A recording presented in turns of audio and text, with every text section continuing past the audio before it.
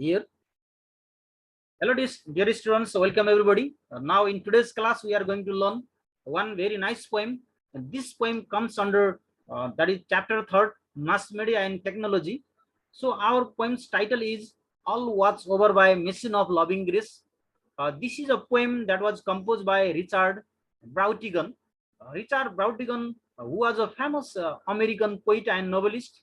He was born in 1933 and he was died in 1984.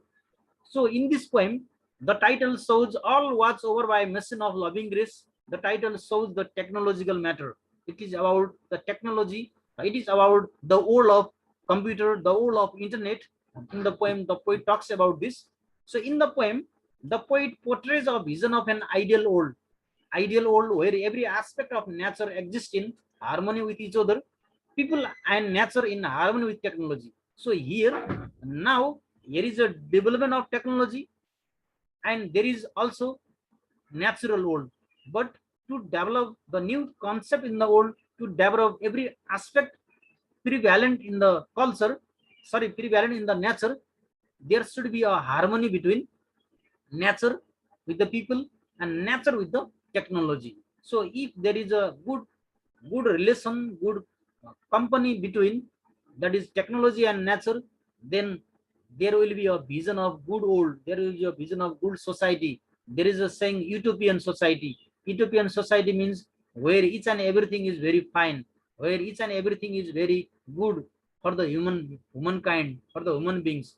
So in this poem, the poet is just imagining, the poet is just supplying, the poet is conveying to everybody that there should be a good relationship, there should be a good harmony, good balance. Let's say balance here. Harmony means balance, good balance between technology and nature. If we destroy the nature in the name of technology, then there is a direct impact in the atmosphere, in the nature. So ultimately there is a danger for human existence. So here the poet is just conveying to everybody, uh, there should be a balance between using technology and nature. The poet's vision of the world is utopian, as I told earlier, in which computers and technology don't control people, but let them free to enjoy essential of the life. Okay, here, why, in which situation people like to enjoy? Because where there is a good harmony between technology and nature, then the world will be a good one, an ideal world will be there. So here the poet has discussed about this idea. Students, similarly, the poem describes the world in which mammals and computers live together. Okay, here mammals means nature and computer means technology. In mutually programming harmony, harmony means good relationship, with technology acting as caretakers while we are free from our labors and join back to nature. Now here, our life is attached with the technology. Look at, from the morning to evening, we always join with the machine. We always join with technology. Look at, we always go through the internet. We use mobile phone. Using mobile phone, computer, laptops. These all are the technological things.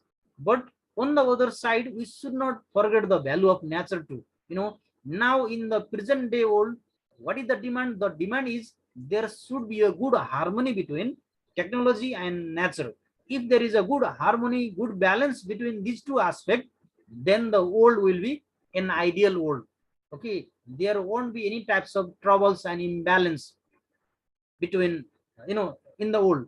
If there is an imbalance in the nature, then the problem will be for the human beings. So here the poet is worried about the increasing threat of technology. So here the poet is raising his issue. The poet is saying that due to the technology, the world is facing a great problem in the nature. The nature is deteriorating, the nature is destroying due to the rapid growth of technology. So that's why the poet is showing his anxiety about this. Lastly, there is a lamentation of the human being on a lost pre-technological world connected with nature. Now, pre-technological world means at the time people, when the technology was not developed, at that time, the people would be believe in nature there. People were in the nature. But as the technology developed, the people forget the nature. They forget the value of nature. But through this poem, the poet is saying that we should keep the balance between technology and nature. The poet is saying this. Okay, students. Well, students, that is the here in this poem, the poet is just conveying the message that in the world we should keep a balance between that is technology and nature. If we keep a good harmony and balance between technology and nature, then we can imagine an utopian one. Then we can imagine an ideal world. An ideal world is such a world where there is a good harmony, there is a good balance between technology and nature. The poet is saying through this poem. Now we have, there is a summary version, that is all words over by Machines of Loving Grace. That is the poem by Richard Brautigan, a famous US poet and novelist. So in this poem we see very good aspect about the cyber issues. In the present day world, cyber issues are there. Due to the cyber issues, there is a direct impact in the nature. The poet is talking about this. Then the poet also describe about one utopian one. Utopia or dystopia means that is good old or bad old. Okay, because if there is no balance between technology, if there is no balance between technological and natural world, then the problem will arise there. There will be destroying in the nature aspect. So we cannot imagine for an ideal world. The poet is saying here. In the conclusion, the poet is saying that let's take a step back, look to our cybernetic forest and think about it. Do we really have more freedom as a result of computers? Have our lives become easier and simpler over the last 40 or 50 years? If you go back 40 years and 50 years, the life of that period and the life of present day world totally different there. Okay, so here in this scenario, what we understand is we have to keep a balance. We have to keep a good harmony between nature and technology. Then we have one more question here. What is the main point or message that Brautigan wishes to convey in the poem? Definitely, that is the idea we get here. Okay, that is the idea we get. That is the question for our examination point of view.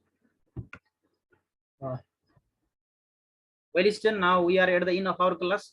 I hope you got the concept. If you have any confusion regarding this poem, please don't forget to ask me.